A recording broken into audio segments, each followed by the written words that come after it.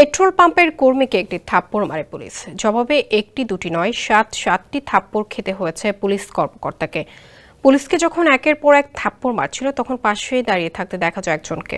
একের পর এক থাপ্পড় খেয়ে হতবিহ্বল হয়ে পড়ে ওই পুলিশ সদস্য। এই ঘটনায় একটি মামলা হয়েছে। সংবাদ মাধ্যম এনডিটিভি শনিবার এক প্রতিবেদনে জানিয়েছে, ওই পুলিশ কর্মকর্তা পেট্রোল পাম্পে গিয়ে 120 রুপির পেট্রোল চান, কিন্তু পাম্পের কর্মী ভুলে তাকে 720 রুপির পেট্রোল দেয়। এতে ক্ষুব্ধ হয়ে তিনি ওই কর্মীকে থাপ্পড় মারেন। তবে বিষয়টিকে ভালোভাবে নেননি পাম্পটির ম্যানেজার ও অপর এক কর্মী। তারা থাপ্পড়ের জবাবে ওই পুলিশ কর্মকর্তাকে হাতে ধরে রেখে থাপ্পড় মারতে থাকেন। একে একে তার গালে বসিয়ে দেন 7টি থাপ্পড়। ভারতের বিহারে পেট্রোল পাম্পে ঘটে যাওয়া এই ভাইরাল ঘটনা তদন্ত করে পরবর্তী ব্যবস্থা নেবে পুলিশ।